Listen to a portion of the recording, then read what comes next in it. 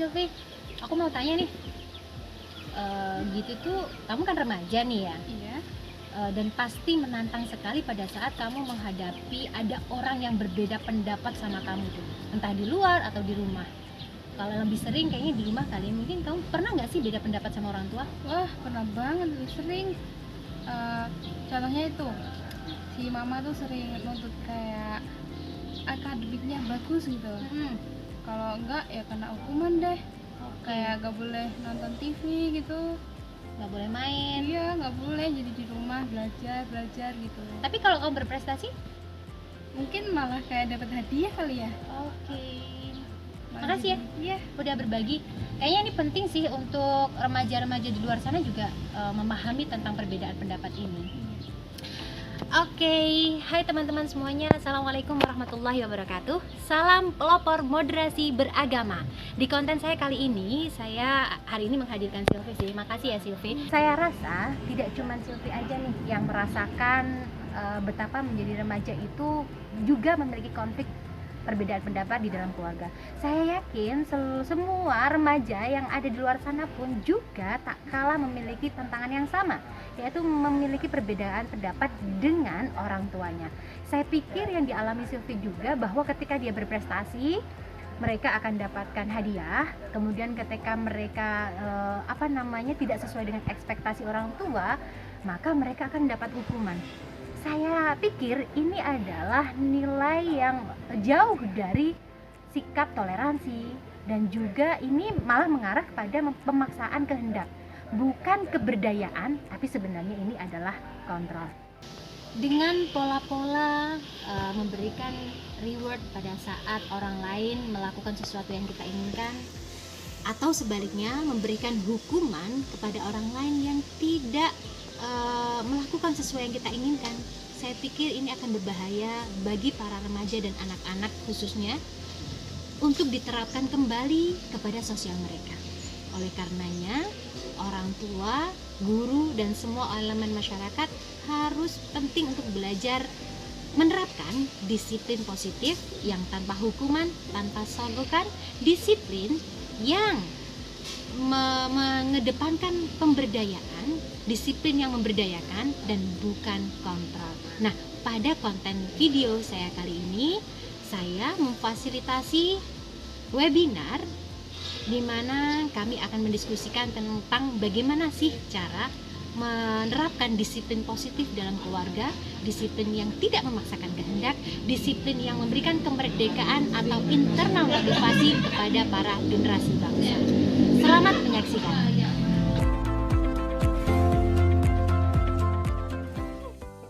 Hari ini kita ke disiplin positif. Ini tuh biasanya yang paling sering kalau istilahnya sih materi yang pedes gitu ya. Secara kenapa pedes? Karena tantangannya adalah pada saat kita belajar disiplin positif itu, kita tuh sudah mengantongi berbagai macam bentuk berbagai macam bentuk disiplin yang sudah kita terapkan dan bahkan sudah kita alami. Jadi ketika kita menerima materi ini tuh kayak ada semacam pergolakan batin, mungkin ada juga kayak insight, oh iya ya kayak gitu. Jadi semoga ini nanti kita sama-sama ya, misalkan ada beberapa miskonsepsi yang kita kita alami, ya semoga hari ini gitu menjadi tercerahkan dengan sesuatu ilmu disiplin yang ada ya disiplin positif. Emangnya selama ini disiplin saya nggak positif gitu ya. Jadi siap-siap hari ini kita belajar bareng. Nah, disiplin itu selalu menantang. Kenapa? Karena biasanya rawan konflik gitu ya.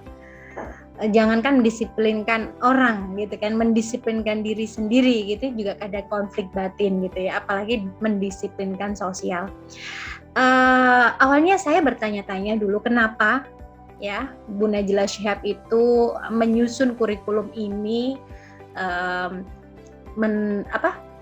menaruh disiplin positif ini di kurikulum kedua setelah hubungan reflektif, karena ternyata saya kemudian memahami bahwa disiplin diri anak itu dimulai dari hubungan yang kuat dan rasa percaya yang dalam. Oh, ternyata harus perbaiki hubungan dulu ya, baru kita bisa membangun sebuah disiplin. Nah, makanya kemarin kita sudah belajar tentang hubungan reflektif, ada kelola emosi dulu, kemudian teknik komunikasi, kemudian kualitas dan kuantitas, asik main bersama. Itu tuh dalam rangka kita membangun hubungan yang kelanjutannya kita bisa membangun sebuah disiplin yang merdeka. Nah, tanpa itu semuanya, tanpa hubungan yang kuat dan rasa percaya yang dalam, yang terjadi adalah kontrol, bukan pemberdayaan, pemaksaan, dan bukan pengembangan potensi. Jadi bisa dibayangkan ya Pak, kita selama saya aja deh, ajak-ajak. Jadi saya selama ini memang merasa bahwa pengalaman hidup saya itu nggak jauh-jauh dari paksaan, nggak jauh-jauh dari kontrol, nggak jauh-jauh dari nasihat yang sering saya dengar agar saya lebih baik, kemudian nggak jauh-jauh dari yaitu pemaksaan dan kontrol. Nah, yang terjadi adalah saya merasa bahwa saya tidak merdeka belajar, tidak merdeka dalam menjalankan tugas hidup, life skill sehari-hari, karena apa? Saya selalu dikontrol. Dan efeknya itu saya merasa bahwa ketika si pengontrol dalam hal ini orang tua atau guru, tekannya ya, jika saya tidak bersama mereka, maka saya sudah tidak berdaya lagi gitu. Kenapa? Ya karena tidak ada si penghukum, nggak ada si pengontrol, jadi kedisiplinan atau perilaku yang diinginkan itu sudah tidak terjadi lagi. Nah, itu mengakibatkan ketergantungan pada saya. Dan itu sampai saya dewasa, disiplin yang dijalankan selama saya menjadi anak-anak itu ke bawah, sehingga saya pun mendisiplinkan anak dan murid saya itu sama seperti bagaimana cara guru dan orang tua saya mendisiplinkan saya. Oleh karenanya setelah saya belajar disiplin positif, akhirnya saya merubah perilaku itu, dan alhamdulillah saya merasa manfaatnya bahwa tanpa saya harus mengontrol, anak dan murid saya itu sudah bisa berdaya dan mandiri untuk tahu kalau kata Kak Ana mana yang baik, mana yang buruk, dan mereka punya kemerdekaan untuk memutuskan dari internal motivasi tanpa ada orang yang mengawasi pun, mereka sudah ada keputusan untuk memilih mana yang terbaik. Itu sih. Nah, ke slide selanjutnya, Bapak Ibu pasti sudah menyaksikan nobar sesi ke-5 ya Kak Ana kalau nggak salah, tentang cinta pada selembar janji. Jadi kalau sedikit mengulas, pada saat itu momennya Lala sama Razan itu sedang tidak disiplin. Mereka main gadget dan juga komik ya Mbak? Ya, dan baca komik. Sementara Bu Tita akhirnya mengajak mereka untuk membuat kesepakatan. Nah, di episode ini kita akan belajar tentang apa sih rutinitas dan bagaimana sih kesepakatan bersama seberapa efektif dan juga apa manfaatnya dan bagaimana cara kita mempraktekkannya. Nah, kalau ngomong soal awalnya rutinitas. Kenapa rutinitas itu penting? Apalagi di usia dini. Jangan di usia dini. Saya aja yang kayak gini itu harus membuat checklist gitu ya, pencapaian gitu. Rutinitas saya, meskipun rutinitas saya setiap hari itu ya hampir lebih sama, cuman karena lagi-lagi sifat bawaan saya adalah perlu ada jadwal untuk membuat saya teratur gitu ya, akhirnya saya membuat rutinitas. Nah, sebenarnya rutinitas anak-anak itu sangat harus benar-benar dibangun dari saat anak masih usia dini gitu ya. Kenapa? Karena membangun kestabilan emosi. Rutinitas ini dihadirkan untuk membangun kestabilan emosi. Coba kalau nggak ada rutinitas, misalkan kegiatannya dadakan gitu ya, atau insidental. Ayo habis nih mandi, loh kamu kok nggak makan? Kadang anak juga bingung, saya harus ngapain gitu ya. Sehingga terkadang kebingungan anak saya harus ngapain aja setelah ini, dan orang tua yang maunya punya ekspektasi bahwa harusnya anak itu satset gitu ya. Kalau sekarang lagi rame ya satset buat paham nggak? Jelas nggak ya? Paham nggak Kak Ana sama ujaran-ujaran itu ya? Sat. Buat jadi kayak gercep gitu loh. Jadi, yuk kamu kok nggak ndang mandi sih? Kamu kok nggak segera makan sih? Padahal anak itu aku nggak kayak gitu karena aku nggak tahu, nggak diajak bikin rutinitas gitu ya. Jadi membangun kestabilan emosi baik orang tua juga anak. Jadi itu ya. Yang kedua adalah mungkin gini, manfaatnya adalah memberikan rasa aman bagi anak-anak. Segala sesuatu karena sudah terprediksi gitu. Oh ya, habis ini aku makan, habis ini aku bermain. Jadi seolah-olah dia itu sudah tenang karenanya sudah terprediksi kegiatannya. Jadi emosinya bisa stabil. Dan kita pun juga ya, Bapak Ibu, ini sangat membantu sekali. Nah, kemudian repetisi dan konsistensi menjalankan rutinitas mengurangi masalah disiplin. Benar sih, Bu. Jadi rutinitas itu perlu dibantu untuk anak itu punya, nggak hanya anak usia dini sih, kadang orang tua saya juga perlu gitu ya untuk membuat rutinitas. Selain itu juga ketika saya membuat rutinitas sama anak saya, mereka tuh sudah sangat percaya diri gitu, percaya diri dalam arti, aku nanti sibuk mah gitu. Aku nanti sibuk loh mah gitu, karena jadwalku padat, ada kelompok, ada bikin mainan, ada nonton gadget dan lain sebagainya. Nah biasanya Bapak Ibu, saya ketika membuat rutinitas itu malam hari untuk agenda besok, dan rutinitas saya tidak bikin tidak dari inisiatif saya, tetapi biarkan mereka yang memilih mau hidup dengan cara apa. Aduh dalam sekali ya. Maksudnya ya saya mencoba untuk memberikan kebebasan atau kemerdekaan dalam memutuskan, meskipun sesimpel besok mau ngapain, mau beli es krim aja, kalau mereka sudah ada planning besok mau beli es krim kapan, iya biarkan gitu ya.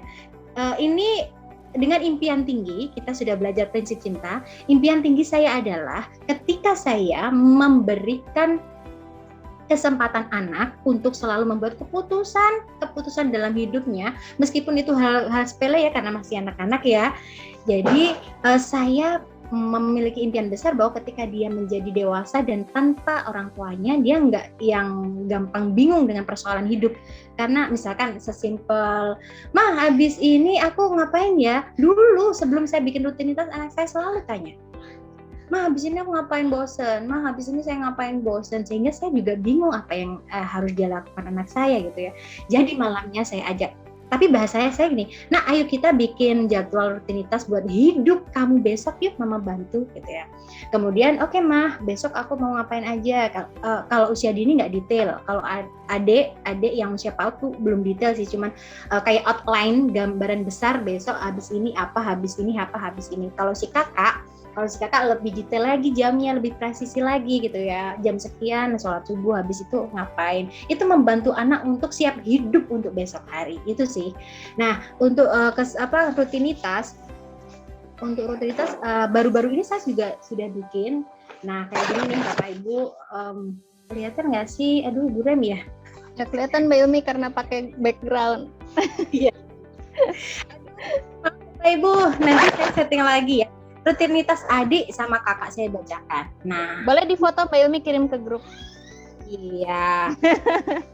Nanti saya fotoin ya. Yang jelas bangun, sholat subuh, ngaji, membantu. Nah, mandi dan makan siang, mandi, sarapan, sekolah, membantu. Itu pun saya juga nggak minta harus ada rutinitas membantu. Kenapa? Saya ingin anak saya itu belajar bahwa membantu itu kebutuhan orang lain juga sih, tapi kebutuhan dirinya untuk berkontribusi terhadap lingkungannya, itu sih. Jadi awalnya sih saya menstimulasi ke anak sama bapak ibu semuanya. Oh iya, habis ini enaknya kalau pagi mama itu riwuh banget gitu kan. Kemudian gimana ya? Oh ya Mak, kita masukkan aja rutinitas aku untuk membantu. Ya Dek, kayak gitu-gitu. Jadi usahakan mereka punya inisiatif, meskipun kadang juga habis membantu misalkan hari Minggu tidur lagi boleh nggak gitu. Pengennya saya bilang nggak banget deh, jangan tidur pagi-pagi, tapi terkadang saya pun juga perlu ngasih kesempatan buat mereka untuk mengatur hidup mereka, meskipun kadang juga nggak tepat. Besoknya lagi saya kasih kesempatan untuk tidur gitu, ternyata ada teman-temannya datang dan ngajakin main dan mereka masih tidur. Ternyata, ma aku nggak itu ya ma, kok aku jadi nggak jadi mainan sama teman-teman ya karena kamu punya rutinitas tidur kak. Oke, kalau begitu besok aku nggak tidur. Nah, ada kesempatan anak untuk meninjau ulang kembali. Jadi saya nggak langsung main cut, nggak baik tidur pagi-pagi habis kan hari Minggu mah. Nah, misalkan dia bisa aja bilang kayak gitu. Jadi rutinitas perlu dibangun. Kenapa? Untuk menstabilkan emosi anak, kemudian memberikan rasa aman kepada anak bahwa sudah terprediksi gitu besok mau ngapain gitu. Kemudian membangun percaya diri bahwa besok hidupnya itu sudah penuh banget. Jadi dia juga sangat percaya diri sehingga menyiapkan diri bahwa aku mau tidur awal mah besok aku padat gitu si kakak. Itu sih. Nah yang kedua adalah bisa kembali ke slide nggak kan? Dan catatannya kalau bikin rutinitas ya Bapak Ibu usahakan kita itu nggak intervensi gitu ya. Ya pasti usulan mereka kadang aneh-aneh gitu kan ya masih anak-anak. Nah kita ya yang kita bukannya meng-cut. Kalau kita cut mereka sudah nggak kreatif lagi gitu. Terus gimana? Selain mereka nggak kreatif, mereka jadinya kayak kecanduan gitu. Gimana ya ma? Ini menurut mama gimana? Menurut mama sesimpel memilih mainan saja saya nggak mau intervensi. Mah, menurut mama bagus yang mana nih mah? Gitu. Kalau dia tanya, mama lebih suka yang ini karena ini karena ini. Nah, kalau menurut kamu, menurut saya ya kayak punya mama. Jangan patuh menurut kata mama loh ya. Enggak mama, kalau begitu alasan kamu pilih ini apa? Ya karena ini udah bersih, karena ini nggak ada blepotnya, catnya bagus, mainan. Nah, kita ajak mereka untuk berpikir kritis juga untuk membuat keputusan-keputusan dalam hidup, untuk membuat rutinitas atau kerangka hidup ya. Saya membantu dari sekarang sih agar mereka nggak kalau mereka jam nganggur biar mereka ngerasa aku kok nggak ngapa-ngapain ya gitu misalkan. Meskipun sesimpel mau bilang mas aku besok ada rutinitas mau main sama temen, itu kan perlu banget. Ma besok saya jadwalnya gadget 1 jam ya mau aku ambil sore ya ma ya. Nah kayak gitu-gitu kita bangun dari membuat rutinitas. Nah yang kedua adalah kesepakatan bersama. Kenapa penting kesepakatan bersama itu? Mungkin Bapak Ibu sudah melihat tayangan Cinta pada Selembar Janji ya, bahwa kesepakatan itu adalah alat yang paling objektif untuk mengontrol kita semuanya gitu ya. Jadi kalau misalkan saya yang ngontrol anak-anak, itu kan jadi nggak objektif. Kenapa? Karena keinginan saya gitu kan. Kemudian kalau misalkan guru misalkan saya wali kelas gitu, saya bikin kesepakatan dan ini adalah top down dari Bu Ilmi gitu ya. Nah maka itu sudah menjadi tidak objektif lagi, artinya esensi bahwa itu adalah kesepakatan milik kita bersama itu hilang. Bukan kesepakatan bersama, tapi adalah peraturan Bu Ilmi atau peraturan mama. Nah, di kesepakatan bersama itu saya menganggap bahwa ini adalah alat yang paling objektif Bapak Ibu untuk mendisiplinkan anak.